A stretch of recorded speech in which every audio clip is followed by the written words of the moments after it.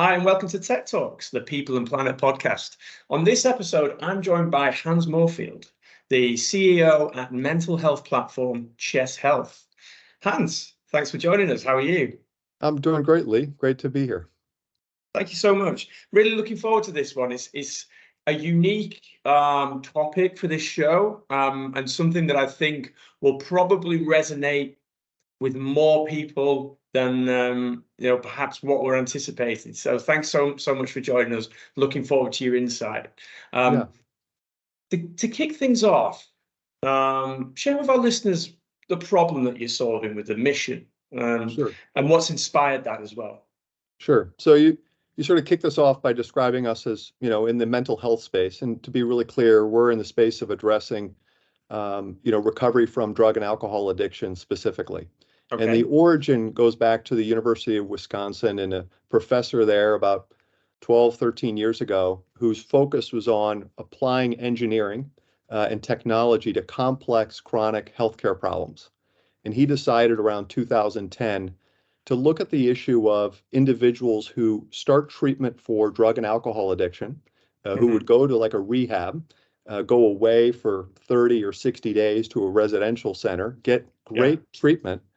And yet a week later, after leaving, a month later, a few months later, a year later, so often would relapse, very high relapse rates, which would bring them back to suffering all the negative consequences of their addiction, their impact on their family, their work, their life, their community. And then hopefully someday they'd get back to treatment and take another chance and take another struggle. And so his thought was, is there a way technology could help address and reduce that relapse rate and all the consequences thereof?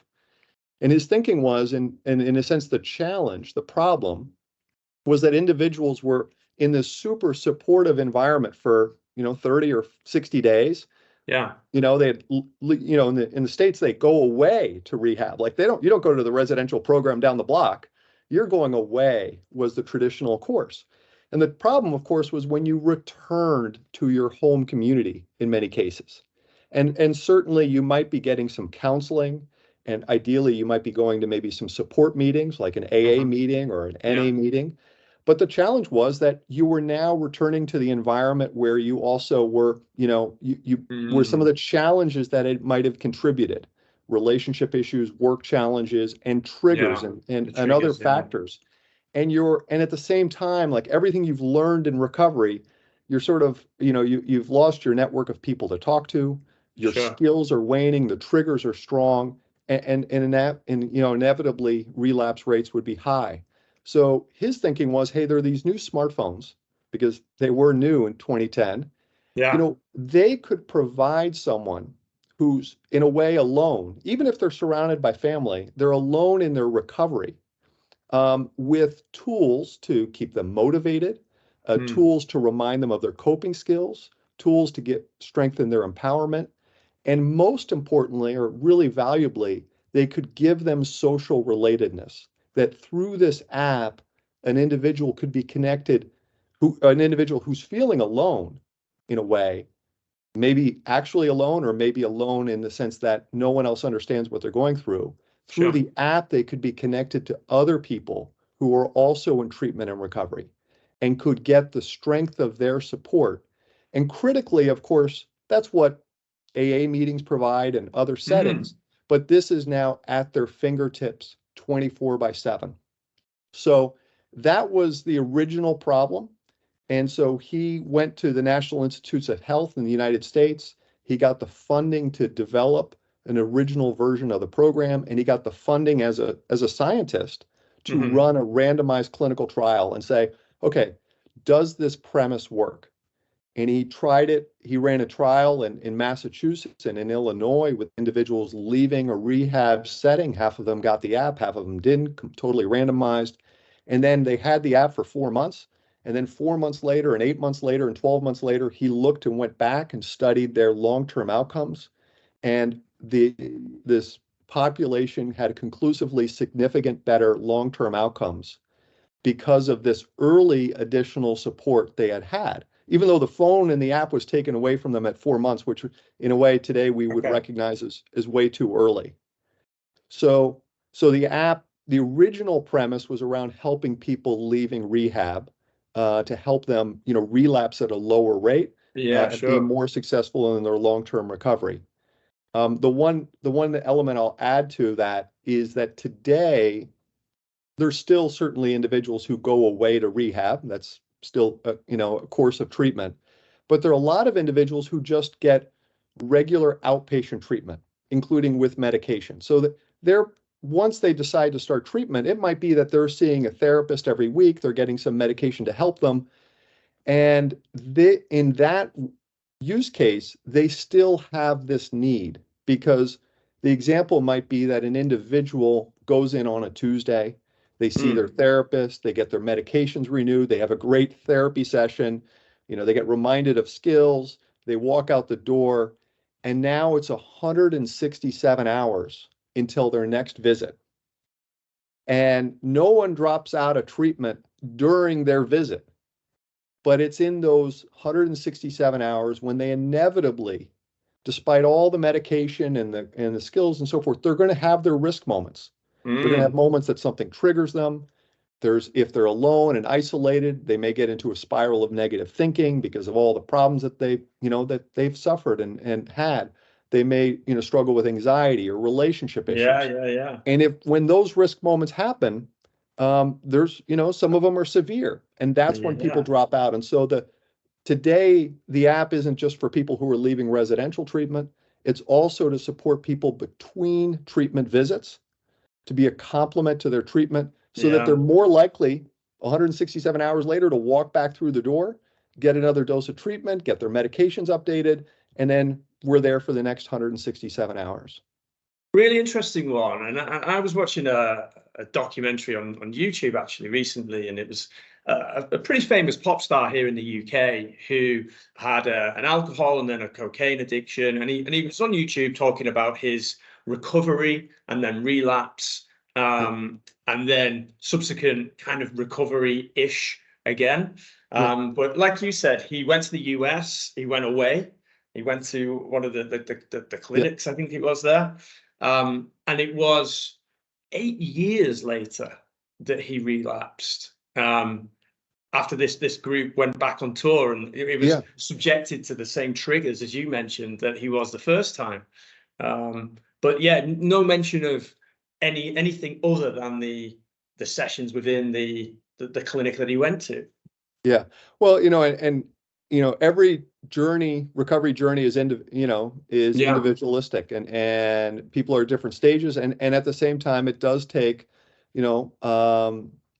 it's something with you for the rest of your life. It takes lifelong vigilance, and that's why there are individuals who go to AA meetings for decades.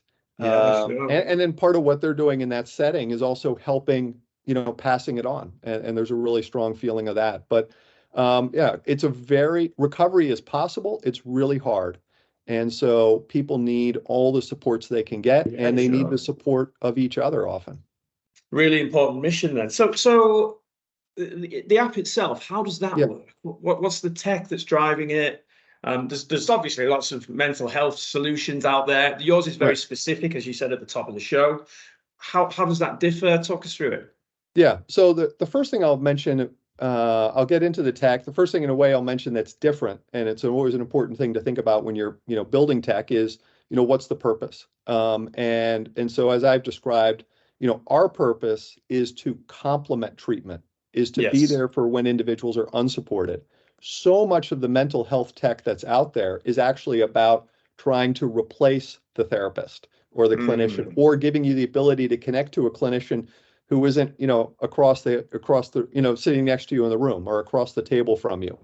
So much of the tech is around, telehealth, which is great. It improves the access, but you still have the issue that when that session ends, what's the support you're going to have until your next session? So I think one aspect is in a sense, the purpose is different. The second aspect that really sets us apart, and then I will talk about some of the features, is that we actually aren't just giving the individual software tools, digital tools at their fingertips. We're actually also giving them a community.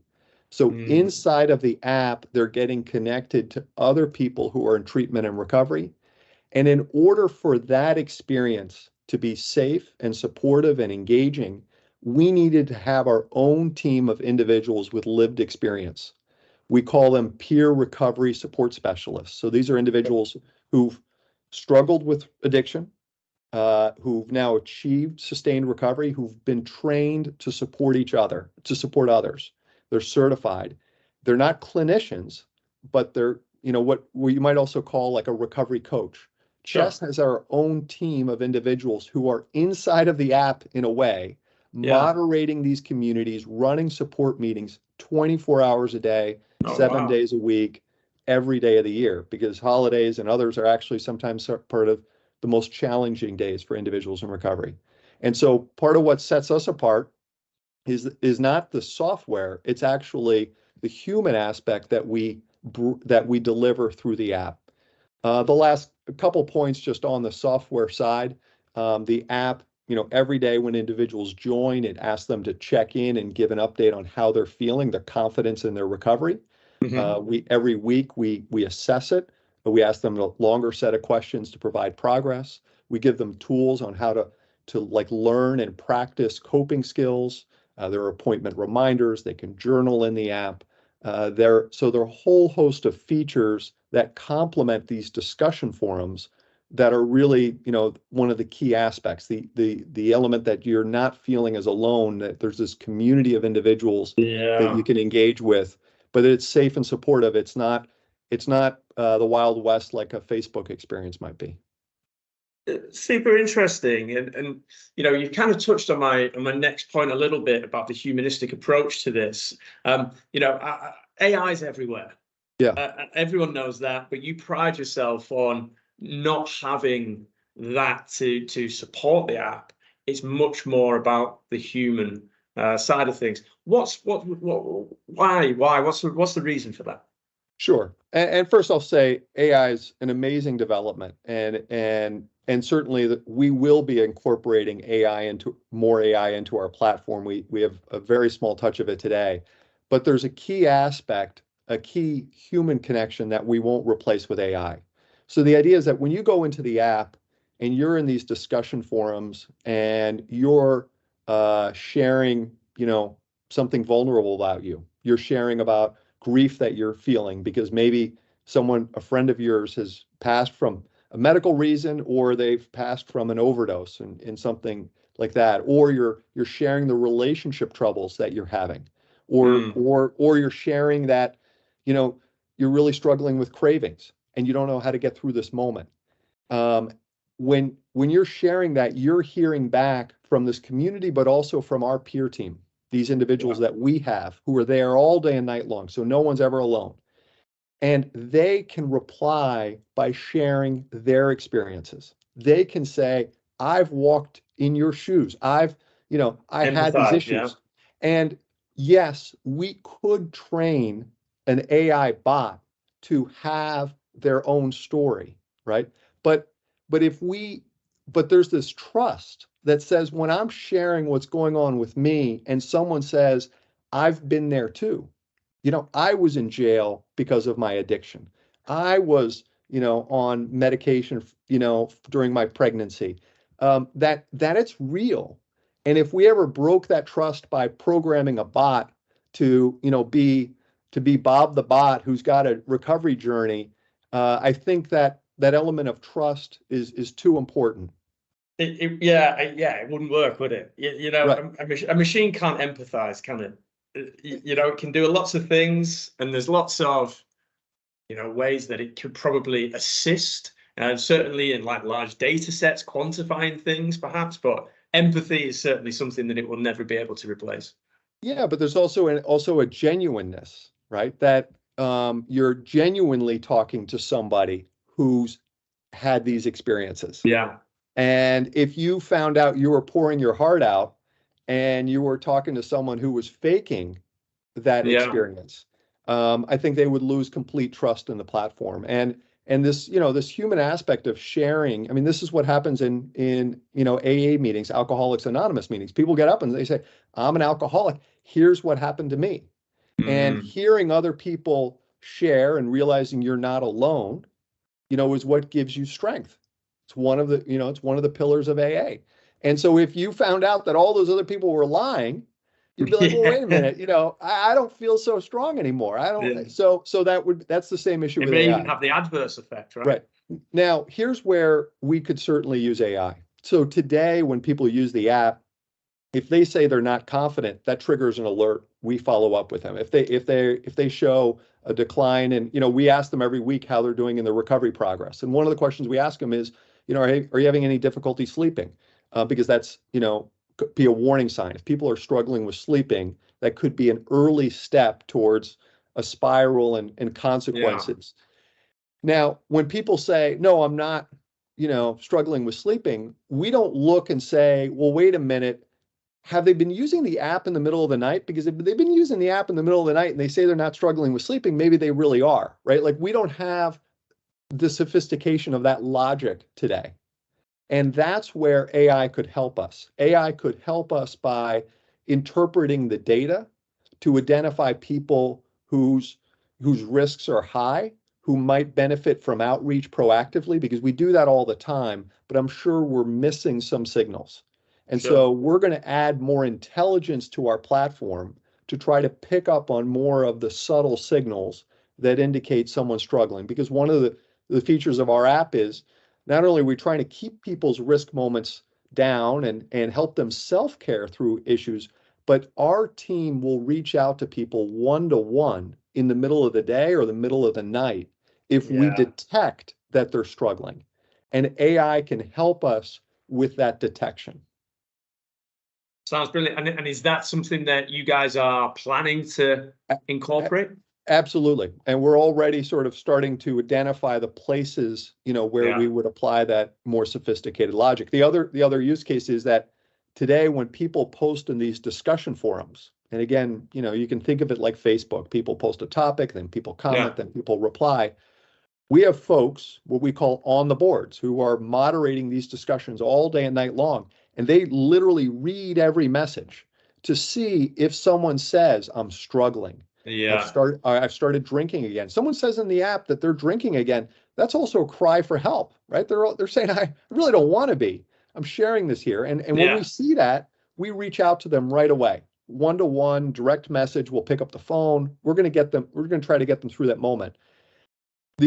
We could use AI to even faster and more accurately complement our ability to read this feedback. So we'll never use AI to replace the individual in terms of the human connection and the peer. We won't create the fake person in recovery, but there's a lot of opportunities to use AI for our system to be smarter. Yeah, absolutely. Really fascinating stuff. So if I'm right, I think you set up Chess back in 2017. Is that right?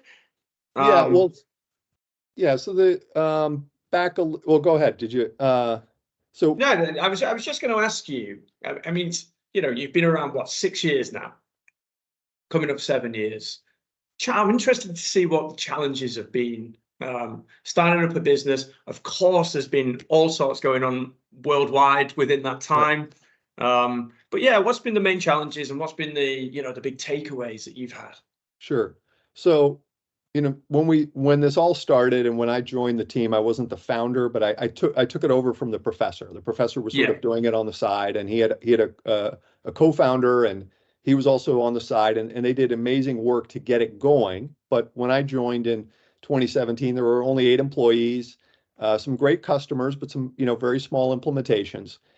And back then, one of the challenges was this perception that not everyone has a smartphone. And in the United States, the individuals who struggle with addiction the most are individuals who struggle socioeconomically, right? So they they didn't have not the rock star, right? It's more the individual who and by the way, individuals who struggled with addiction often since they were 14, 15 years old. So they never, in some cases haven't completed their education, haven't developed professionally. And so they're struggling with access to technology, or that's the perception. And so the perception challenge was, well, that's a great idea, but, I'm not sure that the people we're trying to reach have phones. COVID, proved that they did. because all of a sudden everyone moved to online, and it was a demonstration that, yeah, in fact, almost everyone's got this technology. The sort of second thing that happened around the same time that's been a wrinkle is this emergence of what are called prescription digital therapeutics. So there was this idea that, hey, technology could replace treatment, like technology could be treatment. And that gained a lot of attention. It gained a lot of funding in the United States, a lot of investment. And we had to carve and create a path for ourselves when we were saying, no, that's actually not who we are. We're not that prescription digital therapeutic that you're maybe hearing a lot about because that company's raised hundreds of millions of dollars. Sure. We do something different. It's really important. It's a complement to the treatment that people are getting. Now, 5 years after that, emergence, we're starting to see those companies go out of business because their business model never succeeded.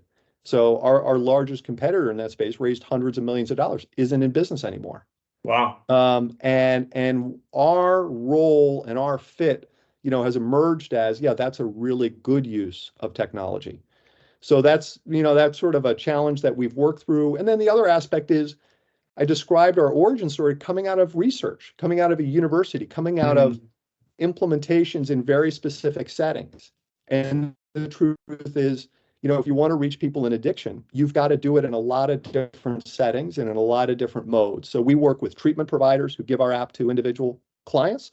Yeah. We have health plans who give it to their members. That's a different workflow. We had to figure out how to do that well. And now in the United States, we have entire states, the state of West Virginia, the state of Oklahoma, the state of New Mexico, who are offering our app to their citizens to help them get through and succeed in recovery. And so part of it has been the evolution of learning how to serve different markets, different use cases, different targets. And presumably they would need a different go-to-market strategy, a different marketing strategy as well? Yeah, I mean, in some cases, what we try to leverage is that at the end of the day, so the key thing there is we need to get the app into the hands of individuals who could benefit from it. So the question is sort of, how do you reach them? How do you get it to them? And what we fall back on is the individual that you're most likely going to respond to if someone says, hey, download this app, is your clinician, your therapist, your provider who's treating you. Yeah. And so whether we have a contract with that organization specifically, or there's a health plan that works with them, or there's a state that they're in who might sponsor it, we're trying to work through those providers and say, here's a tool to give your clients, to give your patients. If you'll deliver it, if you'll be the app champion, then we'll get high rates of adoption. And it's a complement to, the treatment and the therapy that they're giving. Yeah, awesome. Okay. So lastly then, Hans, what's next? You touched on a couple of pieces before, but anything else that's exciting in the offing? Yeah. So the big thing is what I've been describing is our technology for recovery, right? For helping people succeed in treatment and recovery.